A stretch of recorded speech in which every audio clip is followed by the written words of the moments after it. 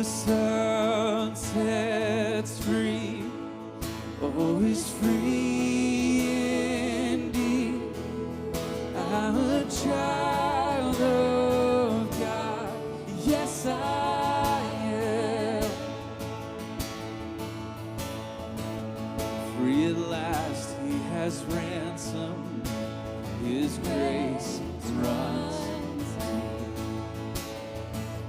While I was a slave to sin, Jesus died for me. Yes, He did. Jesus died for me. Who the Son sets free, oh, is free indeed. I'm a child of God, yes I am. In my Father's house, there's a place for me. I'm a child of God, yes I am. Oh, who the Son sets free, oh, is free indeed. I'm a child of God, yes I am. In my Father's house, there's a place for me. I'm a child of God, yes I am. Oh, come on, declare this out. I am chosen, not forsaken. I am who you say I am. You are for me, not against me. I am who you say I am. I am chosen, not forsaken. I am who you say I am. You are for me, not against me. I am who you say I am. Oh, I am who you say I am. Who the Son sets free, oh, is free indeed. I'm a child of God, yes I am. In my Father's house, there's a place for me. I'm a child of God, yes I am. In my Father's house, in my Father's house, there's a place for me. I'm a child of God, yes I am.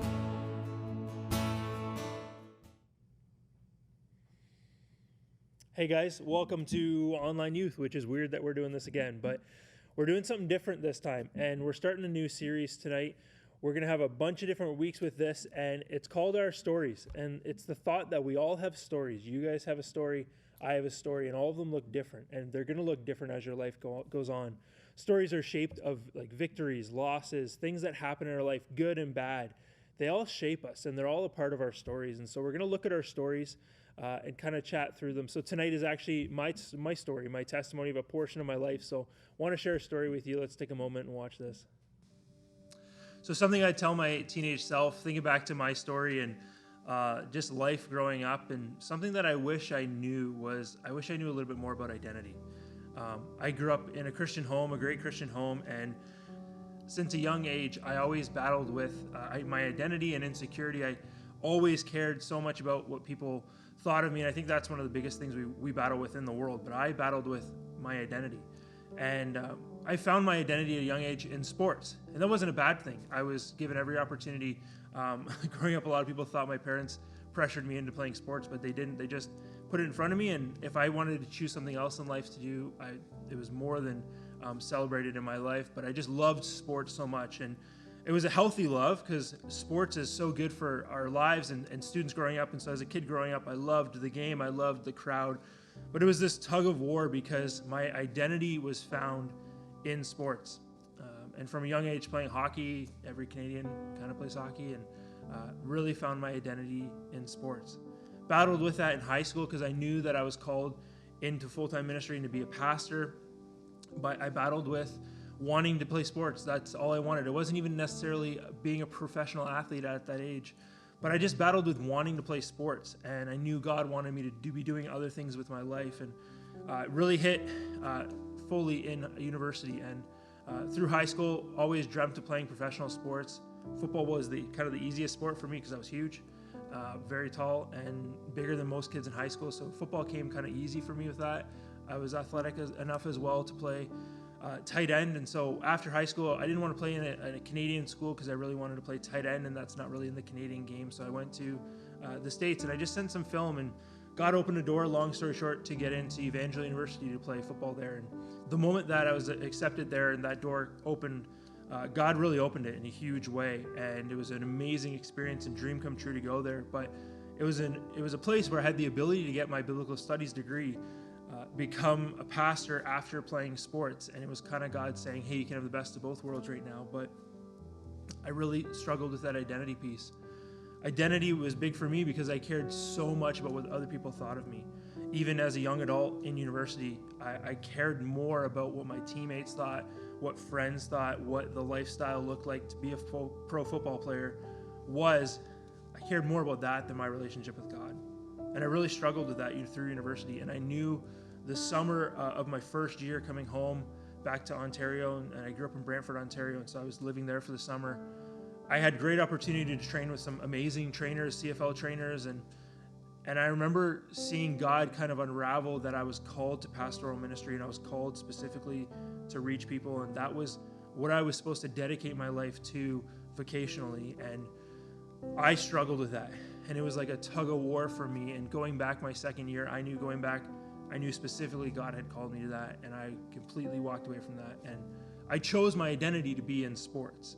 And going back my second year in training camp before our season even started, I had 3 concussions in a month, 2 in one day. And my last one, I was knocked unconscious. And long story short, I actually broke parts of my jaw and woke up or remember being in a CAT scan machine in a different country and not knowing anyone. So fast forward, and I had about 7 months, what I would say 7 months of hell. I came home at Christmas because I lost my scholarship. When you can't play football, you can't get a scholarship to play football. And so my trainer called me and said, I'm really sorry, but you're not able to continue to play this season at least, or the next season. We don't know what the future holds.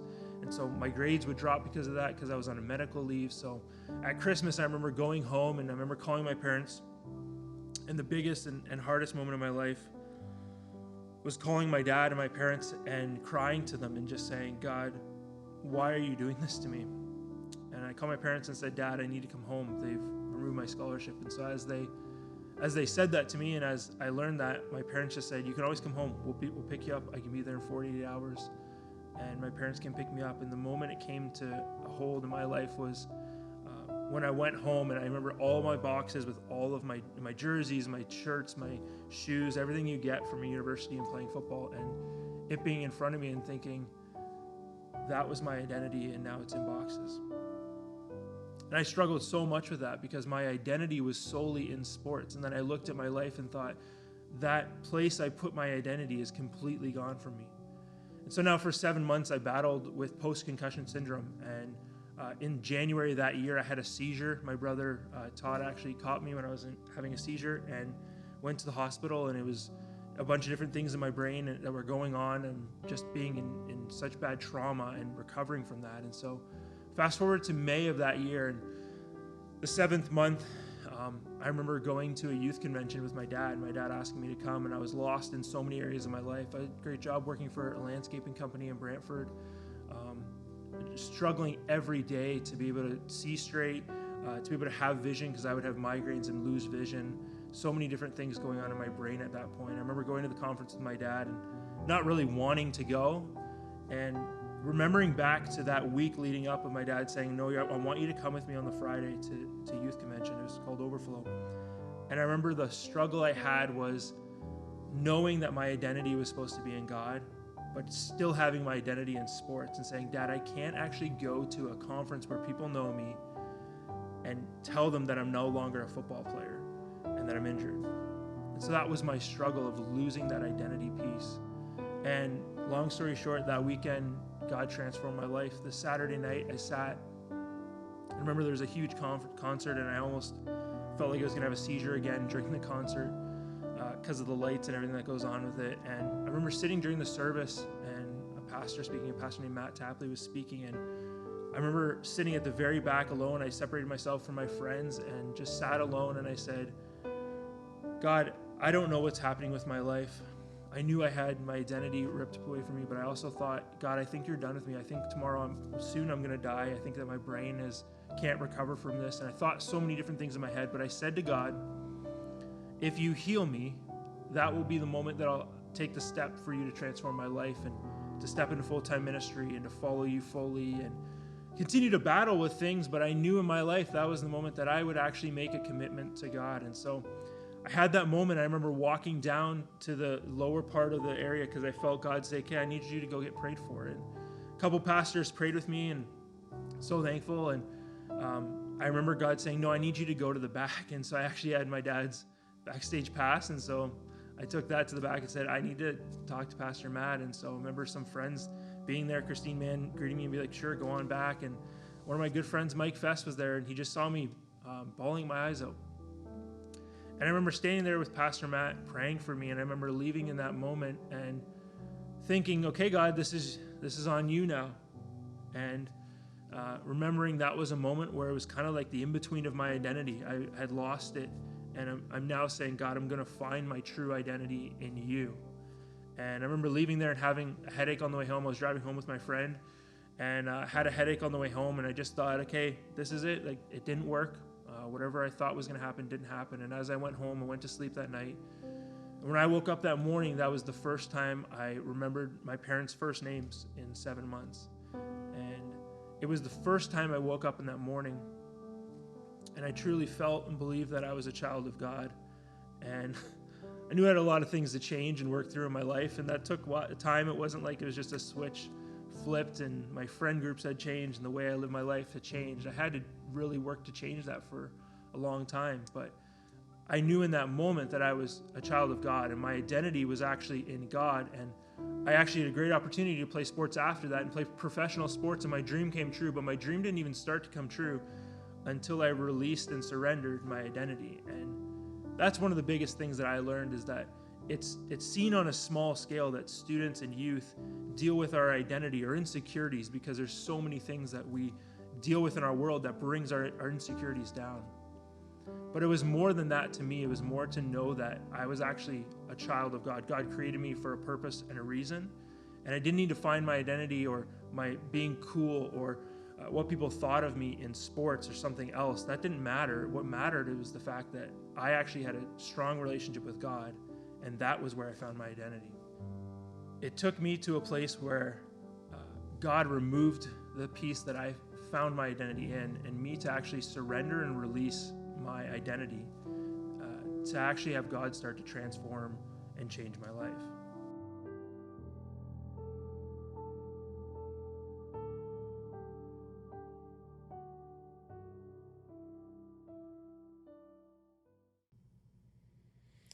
Hope you guys kind of were encouraged and got something from that. I want to read a quick passage to you, but I want you to think about when we talk about identity tonight. We're going to head over to Zoom to go and chat about identity. So if you don't have the Zoom link, message one of your youth leaders. You can DM us on Instagram. We'll get that link to you. We're going to meet at 7:45. So whatever time this is finishing, 7:45, head on over to Zoom. But when we talk about identity, I want you to think about being rooted in God. So our identity is rooted in God. I want you to think about a tree with roots. And when there's a storm that comes, that tree doesn't shake as much if its roots are strong and into the ground. And that's what we mean. That's what I mean when we talk about being rooted in God and our identity being rooted in God. Genesis 1:27 says, "So God created man in his own image. In the image of God, he created him. Male and female, he created them." God created man in his own image. I want you to think about your image of God, what you think of with God. And it's all going to be different. We all think of something different. But when we think of God, we need to think about that we were actually created in the image of God. And things are said to us and things happen to us and we go through things and we grow and we take some steps back in life. We take some steps forward in life. And all those things factor into what we think of ourselves and what we feel about ourselves. And a lot of other words and things that people do and say to us affect that. And our identity is rooted and needs to be rooted in the fact that God created us in his image. Here's what I think about when I think about identity. And we're going to head over to Zoom and chat about this. But I think about a railing. As I'm walking and when we fall, if you've ever tripped or stumbled, which you literally have in life because everyone has fallen at some point. But if I fall, I go to grab onto something. Usually a railing if a railing's there. That is being rooted in God. That's having our identity found in God, that I'm going to go through life and I will be hit with some storms. There's something that's going to happen or some things that are going to happen, and it's going to really it's really going to test me, it's really going to hurt me, it's going to push me back, whatever it is, insert there. You then grab onto the railing. And that railing needs to be God. It needs to be your relationship with God. And so we're going to chat more about identity. So why don't you head over to Zoom now and we'll chat a little bit more about this.